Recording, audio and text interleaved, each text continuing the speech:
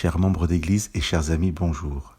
Au chapitre 27 du livre des Actes, Paul, bien qu'innocenté à Jérusalem par les autorités romaines, va, sur sa demande, partir à Rome pour être jugé par l'empereur Néron.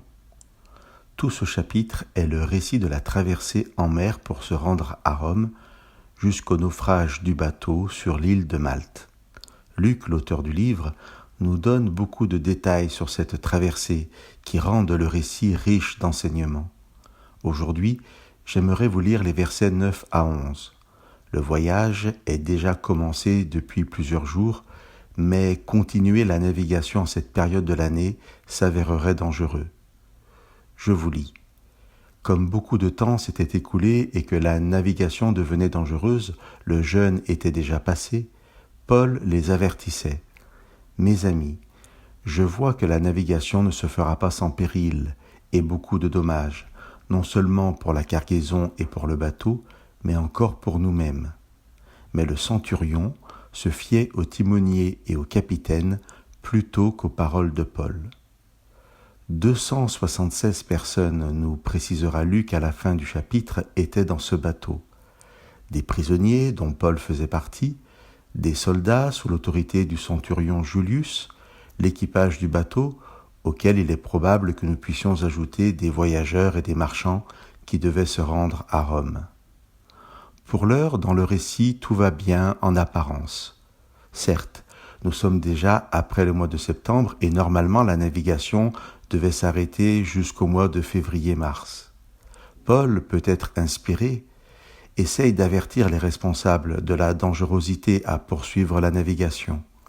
Mais au milieu de tout ce monde, la parole de Paul n'a pas beaucoup de poids.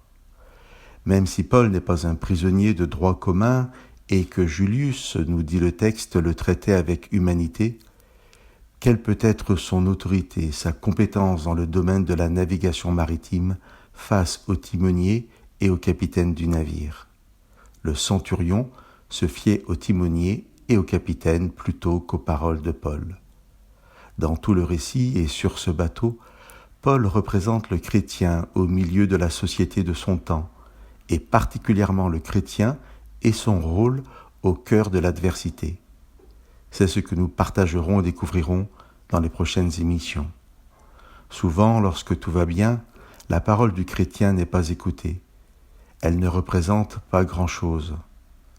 Paul s'adresse cependant aux responsables avec beaucoup de bienveillance, en les appelant mes amis.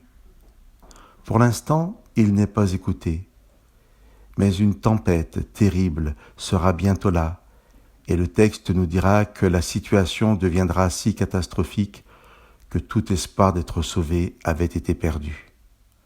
Alors, dans le désespoir, la parole de Paul, la parole du chrétien aura un tout autre poids.